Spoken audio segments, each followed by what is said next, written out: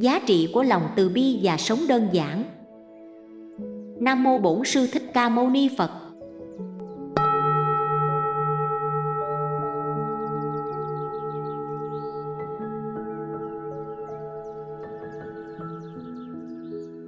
Kính chào các bạn. Hôm nay chúng ta cùng ngồi lại để lắng nghe lời dạy của Đức Phật về lòng từ bi và sự đơn giản trong cuộc sống. Cuộc đời này là một hành trình dài, và trên con đường đó, đôi khi chúng ta bị cuốn vào vòng xoáy của tham vọng, tranh giành và đau khổ. Nhưng có lẽ ít ai hiểu rằng chính lòng từ bi và lối sống đơn giản mới là con đường mang lại cho chúng ta niềm an lạc và hạnh phúc thật sự. Một câu chuyện về lòng từ bi. Trong một ngôi làng nhỏ, có một người phụ nữ sống một cuộc đời vô cùng bình yên. Bà là một người nông dân, không giàu có, nhưng lại có một trái tim từ bi và đức hạnh. Mỗi khi bà thu hoạch lúa, dù mùa màng có bội thu hay thất bát, bà luôn dành một phần gạo để chia sẻ với những người khó khăn trong làng. Một ngày nọ, một cơn bão lớn ập đến, lũ lụt cuốn trôi mọi thứ. Người dân trong làng không còn thức ăn, không còn mái nhà để trú ẩn. Người phụ nữ ấy, dù bản thân cũng gặp khó khăn, vẫn giữ lại chút lúa còn sót lại và nấu cơm chia cho những người thiếu thốn. Khi được hỏi vì sao bà lại làm thế, bà chỉ mỉm cười và nói: khi tôi giúp đỡ người khác, tôi không mong cầu điều gì. Tôi chỉ biết rằng nếu chúng ta sống với lòng từ bi thì tâm hồn sẽ luôn an yên và thế giới này sẽ tươi đẹp hơn. Câu chuyện này không chỉ là bài học về sự chia sẻ, mà còn là lời nhắc nhở chúng ta về sức mạnh của lòng từ bi. Đức Phật từng dạy, người có lòng từ bi, không phân biệt đối đãi, thì tâm hồn người ấy sẽ luôn nhẹ nhàng, không vướng bận. Chúng ta giúp đỡ người khác không phải để mong nhận lại điều gì, mà chính là để tạo ra niềm vui, sự an lạc cho chính mình và người xung quanh. 2. Sống đơn giản, buông bỏ tham vọng. Trong xã hội hiện đại, chúng ta dễ bị cuốn vào vòng xoáy của tham vọng. Chúng ta khao khát sự giàu có, quyền lực và sự nổi tiếng.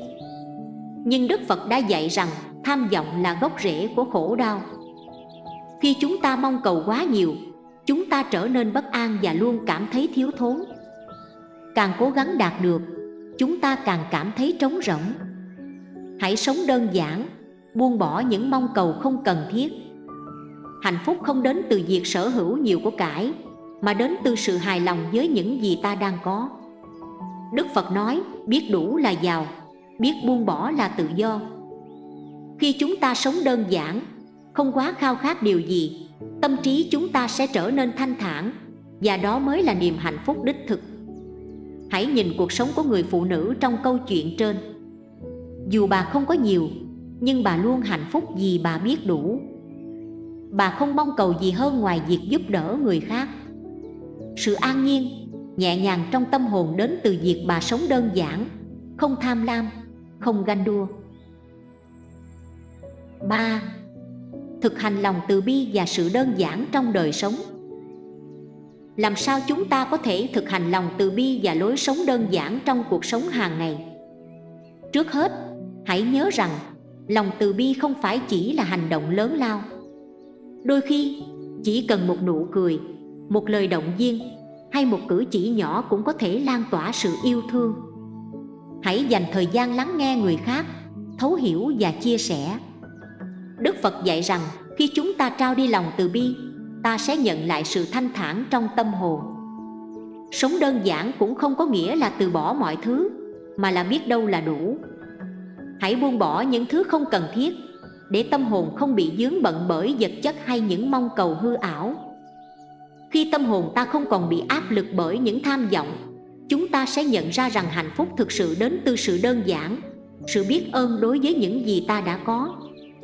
Kết thúc câu chuyện này, chúng ta hãy cùng ngẫm nghĩ về cuộc đời mình. Mỗi ngày trôi qua, ta có thể sống với lòng từ bi, chia sẻ và yêu thương người khác mà không mong cầu đáp trả. Ta cũng có thể sống đơn giản, biết buông bỏ tham vọng để tìm thấy niềm an vui và sự bình yên trong tâm hồn. Như lời Đức Phật đã dạy, sống đơn giản, biết yêu thương và từ bi, chúng ta sẽ tìm thấy con đường giải thoát khỏi khổ đau và đạt được hạnh phúc thật sự. Hãy để những lời dạy này dẫn đường cho chúng ta trong cuộc sống, để tâm hồn ta luôn thanh thản và bình an. Chúng ta không cần gì nhiều để hạnh phúc, chỉ cần một trái tim biết yêu thương và một tâm hồn biết đủ. Mỗi ngày, hãy gieo hạt giống của lòng từ bi vào cuộc sống, để chúng ta cùng nhau xây dựng một thế giới tốt đẹp hơn, nơi mà ai cũng có thể tìm thấy niềm vui trong những điều giản dị nhất.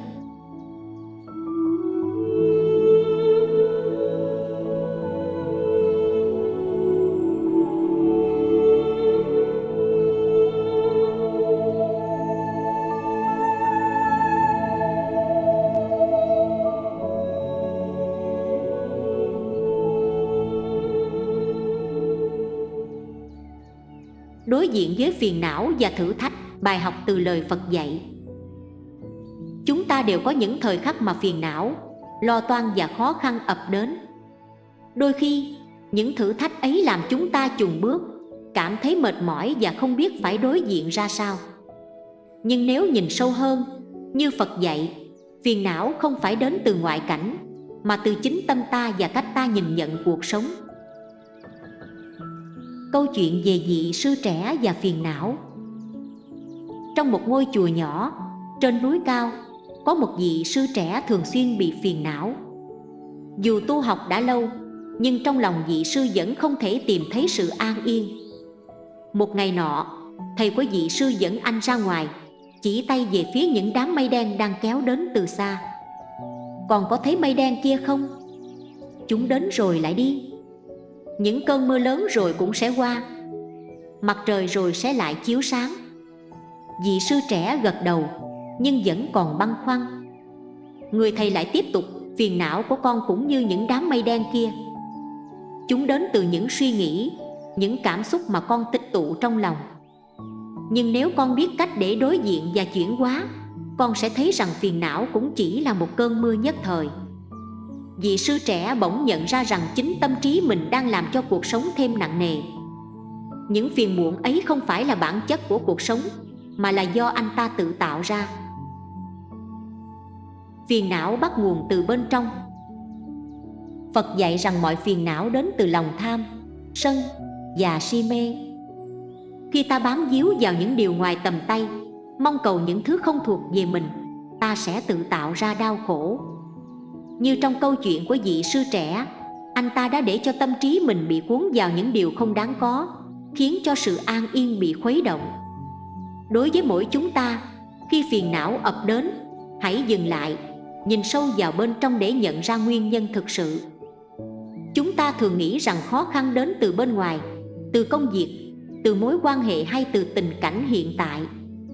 Nhưng sự thật là những khó khăn ấy chỉ là những thử thách mà cuộc sống đặt ra để ta trưởng thành hơn, chín chắn hơn. Đối diện với thử thách là cơ hội rèn luyện bản thân.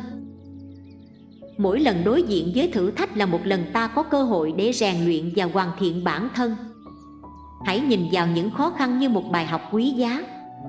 Như người thầy đã nói, mây đen sẽ qua đi và mặt trời sẽ lại chiếu sáng. Cũng vậy, những thử thách dù có khó khăn đến đâu cũng không tồn tại mãi mãi. Điều quan trọng là chúng ta học được gì từ chúng. Như trong bài Kinh Bát Nhã Ba La Mật, Phật đã dạy không có gì là bền vững. Tất cả mọi thứ đều vô thường. Sự vô thường này chính là cơ hội để chúng ta tiến hóa, để trưởng thành và trở nên mạnh mẽ hơn. Chuyển hóa phiền não thành năng lượng tích cực. Một vị sư già từng nói rằng phiền não giống như một ngọn lửa. Nếu biết cách, chúng ta có thể biến ngọn lửa ấy thành năng lượng để soi sáng con đường của mình. Ngược lại, nếu không kiểm soát được, ngọn lửa sẽ thiêu đốt và hủy hoại tất cả. Điều quan trọng ở đây không phải là né tránh hay loại bỏ phiền não, mà là học cách đối diện và chuyển hóa chúng. Khi ta học cách nhìn nhận mọi việc với sự bình thản, không phán xét, ta sẽ thấy rằng mọi thứ đều có lý do của nó. Chỉ cần thay đổi cách nhìn, phiền não sẽ biến mất, thay vào đó là sự an yên và thanh tịnh. Phật dạy về sự tỉnh thức trong mọi hoàn cảnh. Phật đã từng nói, kẻ chiến thắng ngàn quân địch ngoài chiến trường không bằng kẻ chiến thắng chính mình. Thực chất, cuộc chiến lớn nhất không phải với thế giới bên ngoài mà là với chính những tâm trạng và cảm xúc tiêu cực bên trong. Khi ta học cách làm chủ bản thân, làm chủ cảm xúc, ta sẽ thấy rằng không có thử thách nào là quá lớn. Cuộc đời là chuỗi những thử thách không ngừng nghỉ. Nhưng thay vì để phiền não làm chủ, ta hãy dùng trí tuệ để tỉnh thức, để làm chủ cuộc đời mình. Điều đó không có nghĩa là chúng ta phải gồng mình lên để vượt qua mọi khó khăn, mà là ta học cách chấp nhận và đối diện với chúng một cách bình an. Tìm kiếm sự an yên từ bên trong. Sự an yên không phải là một nơi chốn, cũng không phải là kết quả của việc trốn tránh khó khăn. Sự an yên thực sự đến từ cách ta đối diện với cuộc sống. Khi biết chấp nhận và hài lòng với những gì mình đang có, khi học cách buông bỏ những điều không cần thiết, ta sẽ tìm thấy sự bình an từ sâu thẳm bên trong. Trong Kinh Pháp Cú, Phật dạy không ai có thể làm bạn khổ đau, trừ khi bạn cho phép điều đó. Điều này nhắc nhở chúng ta rằng chính bản thân ta mới là người quyết định hạnh phúc hay khổ đau của mình. Hãy luôn tỉnh thức và nhớ rằng mọi phiền não đều bắt nguồn từ chính ta. Và mỗi khi đối diện với thử thách, hãy coi đó là cơ hội để tu tập, để rèn luyện lòng kiên nhẫn và lòng từ bi. Cuộc sống luôn đầy rẫy những thử thách và khó khăn, nhưng đừng để chúng làm ta gục ngã. Hãy học cách đối diện với phiền não bằng trí tuệ và từ bi. Mỗi lần đối diện với khó khăn là một lần ta có cơ hội để trưởng thành hơn, để hiểu rõ hơn về chính mình và về cuộc sống. Như những đám mây đen trên bầu trời, phiền não sẽ đến rồi đi. Điều quan trọng không phải là chúng đến từ đâu, mà là cách ta đối diện với chúng. Hãy luôn nhớ rằng mọi khó khăn đều là cơ hội để ta trở nên mạnh mẽ và hoàn thiện bản thân. Đó là con đường của sự tỉnh thức và bình an thật sự, như lời Phật đã dạy.